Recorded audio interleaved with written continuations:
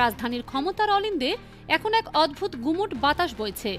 বাইরে থেকে দেখলে মনে হবে সবকিছু শান্ত, সবকিছু স্বাভাবিক নিয়মে চলছে, কিন্তু রাজনীতির অন্দরমহলে কান পাতলেই শোনা যাচ্ছে এক চরম অস্থিরতা, ক্ষোভ এবং অবিশ্বাসের ফিসফিসানি।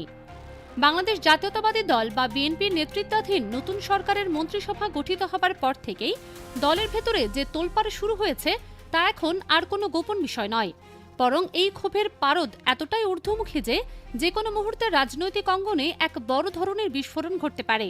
রাজনৈতিক বিশ্লেষকদের মতে অদ্ভুত পরিস্থিতিতে মাননীয় প্রধানমন্ত্রী জনাব তারেক রহমান খুব শীঘ্রই তার মন্ত্রিসভা পুনর্গঠন করতে এক প্রকার বাধ্য হবেন। তবে এই বাধ্যবাধকতার পেছনের গল্পটি কেবল প্রশাসনিক ব্যর্থতার নয়, বরং এর শিকড় লুকিয়ে আছে এক গভীর অদৃশ্য ভূ রাজনৈতিক সমীকরণে। সবচেয়ে বড় বিষয় এবং বিতর্কের কেন্দ্রবিন্দুতে পরিণত হয়েছে পররাষ্ট্র মন্ত্রণালয়ের দায়িত্ব বণ্টন। ডক্টর খলিলুর রহমানকে পররাষ্ট্রমন্ত্রীর মতো রাষ্ট্রের অন্যতম স্পর্শকাতর এবং অত্যন্ত তাৎপর্যপূর্ণ একটি পদে বসানো হবে, তা খোদ বিএনপির প্রথম সারির নেতারাও কল্পনা করতে পারেননি। অন্তর্বর্তীকালীন সরকারের নিরাপত্তা উপদেষ্টা হিসেবে দায়িত্ব পালনের সময় থেকেই ডক্টর খলিলুর রহমান ছিলেন চরম বিতর্কিত একজন মানুষ। তার ভূমিকা নিয়ে গত 18 মাস ধরে রাজনৈতিক ও কূটনৈতিক মহলে অসংখ্য প্রশ্ন উঠেছে, অথচ সেই মানুষটিকেই যখন নতুন রাজনৈতিক সরকারের এত বড় একটি পদে আসীন করা হলো, তখন পুরো বিএনপি শিবির রীতিমতো অবাক হয়ে যায়।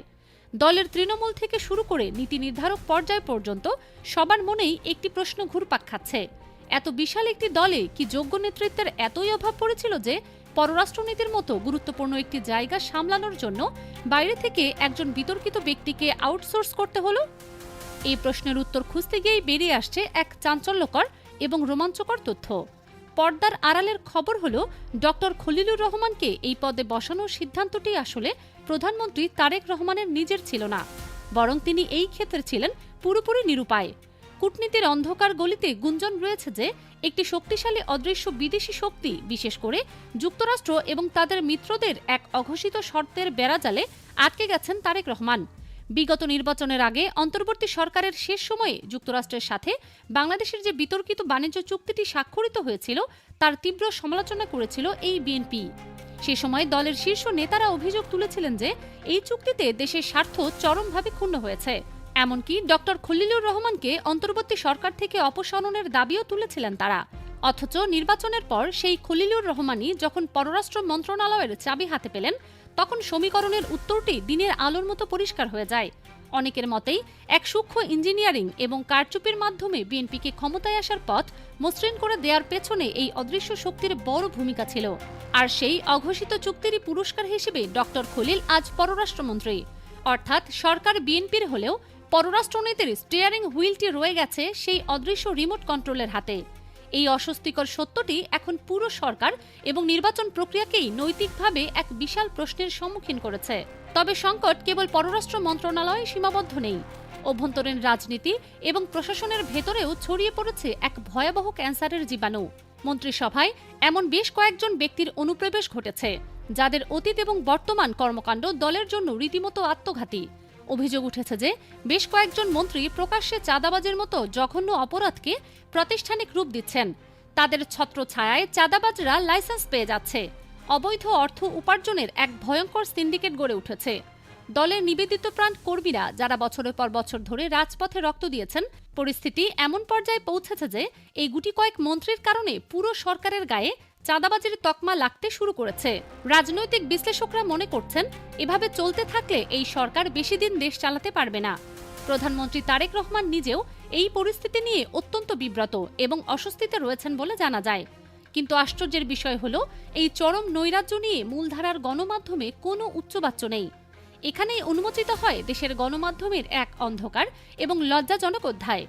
সংবাদপত্রের পাতা বা টেলিভিশন স্ক্রিনে তাকালে মনে হবে দেশে যেন রাম রাজত্ব চলছে। কোনো সাংবাদিকের আজ এই সাহসটুকু নেই যে প্রধানমন্ত্রীকে সরাসরি প্রশ্ন করেন, মাননীয় প্রধানমন্ত্রী, আপনার মন্ত্রিসভার সদস্যরা যে চাঁদাবাজিকে বৈধতা দিচ্ছেন, এই বিষয়ে আপনার সিদ্ধান্ত কি? এই নীরবতার পেছনের কারণটি অত্যন্ত ভয়াবহ।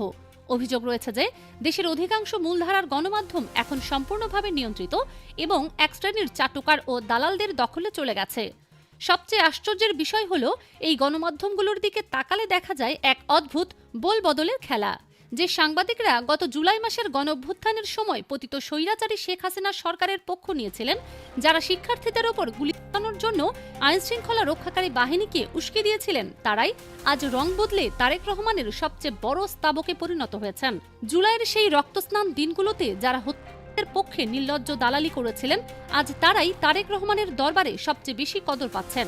আর যারা সত্যিকারের সৎ সাংবাদিক, যারা কোনোদিন মেরুদণ্ড বাঁকা করেননি, তাদের অনেকেরই চাকরি চলে গেছে অথবা তারা কোণঠাসা হয়ে পড়েছেন। এই চাটুকার মিডিয়াগুলো কার্যত গণতন্ত্র এবং জনগণের সবচেয়ে বড় শত্রুতে পরিণত হয়েছে। মূলধারার গণমাধ্যমের এই নির্লজ্জ আত্মসমর্পণের বিপরীতে জনগণের ক্ষোভ এবং প্রকৃত সত্য প্রকাশের একমাত্র প্ল্যাটফর্ম হয়ে দাঁড়িয়েছে সোশ্যাল মিডিয়া বা সামাজিক যোগাযোগ মাধ্যম। জুলাই অভ্যুত্থানের সময়ও জনগণ এই এস্টাবলিশড মিডিয়াগুলোকে প্রত্যাখ্যান করেছিল, তাদের বয়কট করেছিল। আর আজ সেই সোশ্যাল মিডিয়াতেই শুরু হয়েছে বিএনপি সরকারের এই চরম ত্রুটিগুলো নিয়ে তীব্র সমালোচনা। সাধারণ মানুষ থেকে শুরু করে রাজনৈতিক বিশ্লেষকরা সোশ্যাল মিডিয়ায় এই চাঁদাবাজ মন্ত্রীদের এবং বিতর্কিত পররাষ্ট্রমন্ত্রীর বিরুদ্ধে সোচ্চার হয়ে উঠেছেন। এই ভার্চুয়াল প্রতিবাদ এতটাই শক্তিশালী হয়ে উঠেছে যে এর ঢেউ খুব শীঘ্রই প্রধানমন্ত্রীর কার্যালয়ে আঘাত হানতে বাধ্য।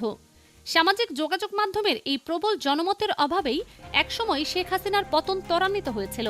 আর আজ সেই একই আগ্নেয়গিরির উপর বসে আছে বর্তমান সরকার। এই পুরো পরিস্থিতির মধ্যে সবচেয়ে ভয়ের যে বিষয়টি রাজনৈতিক মহলে আলোচিত হচ্ছে, তা হল ফ্যাসিজম 2.0 বা নব্য স্বৈরতন্ত্রের উত্থানের আশঙ্কা।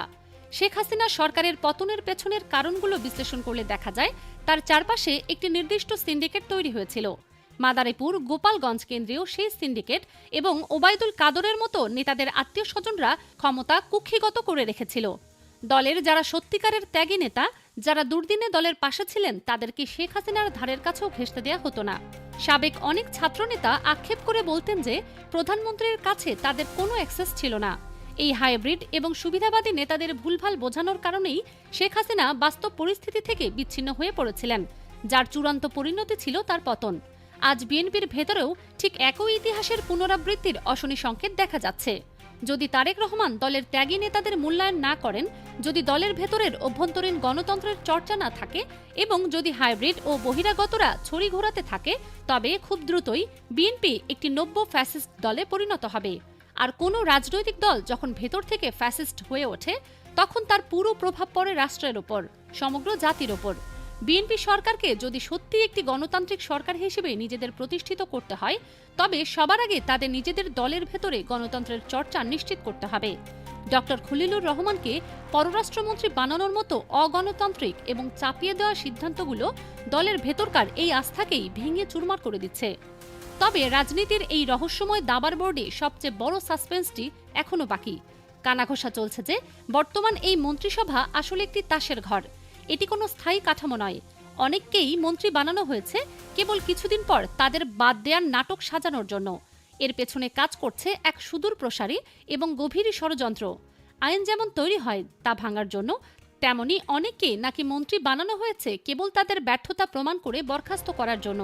এর কারণ হিসেবে উঠে আসছে ইউনুস কোটা এবং আমেরিকা কোটার মতো চাঞ্চল্যকর সব তত্ত্ব। শোনা যাচ্ছে খুব শীঘ্রই মন্ত্রিসভায় একটি বড় ধরনের রদবদল আসতে চলেছে। বর্তমান অনেক মন্ত্রীকেই তাদের পদ হারাতে হবে, আর সেই শূন্যস্থানগুলো পূরণ করা হবে ডক্টর মোহাম্মদ ইউনুস এবং পশ্চিমা শক্তিধরগুলোর পছন্দের লোকগুলো দিয়ে। এমনকি এই সমীকরণের চূড়ান্ত পরিণতি হিসেবে ডক্টর ইউনুসকে দেশের রাষ্ট্রপতি হিসেবে অধিষ্ঠিত করার একটি নীল নকশাও নাকি প্রস্তুত করা হচ্ছে। এই পরিকল্পনা বাস্তবায়নের জন্যই বর্তমান মন্ত্রিসভার অনেক সদস্যকে বলির পাঠা বানানো হবে। সব মিলিয়ে বিএনপির বর্তমান সরকারের সামনে এখন এক ভয়াবহ অস্তিত্ব রক্ষার সংকট। একদিকে দলের ভেতরে তৃণমূলের চরম ক্ষোভ, অন্যদিকে আন্তর্জাতিক শক্তির অদৃশ্য চাপ। একদিকে চাঁদাবাজ মন্ত্রীদের কারণে ক্ষুণ্ণ হওয়া ভাবমূর্তি, অন্যদিকে সোশ্যাল মিডিয়ায় জনগণের ফুঁসে ওঠা রাগ। এই সবকিছুর কেন্দ্রবিন্দুতে দাঁড়িয়ে আছেন তারেক রহমান। তাকে এখন অত্যন্ত কঠিন এবং নির্মম কিছু সিদ্ধান্ত নিতে হবে। দিন শেষে ডক্টর খলিলুর রহমান এবং সেই চাঁদাবাজ মন্ত্রীদের মন্ত্রিসভা থেকে ছেঁটে ফেলার কোনো বিকল্প তার সামনে খোলা নেই। যদি তিনি এই সিদ্ধান্ত নিতে দেরি করেন, তবে যে অদৃশ্য শক্তি তাকে ক্ষমতায় বসিয়েছে বলে গুঞ্জন রয়েছে, সেই শক্তি হয়তো আবার তার পায়ের নিচ থেকে মাটি সরিয়ে নেবে। আর যদি তিনি তার ত্যাগী কর্মীদের অবমূল্যায়ন করে হাইব্রিডের উপর ভরসা করতে থাকেন, তবে ইতিহাসের নির্মম পুনরাবৃত্তি হতে সময় লাগবে না। ক্ষমতার এই খেলা এখন এক চরম ক্লাইম্যাক্সের দিকে এগিয়ে যাচ্ছে। যেখানে প্রতিটি মুহূর্তে অপেক্ষা করছে নতুন কোনো চমক, নতুন কোনো ভূমিকম্প। আগামী কয়েক মাসের মধ্যেই হয়তো জাতি দেখতে পাবে রাজনীতির মঞ্চে এক অভাবনীয় পট পরিবর্তন, যা নির্ধারণ করে দেবে বাংলাদেশের আগামী দশকের ভবিষ্যৎ।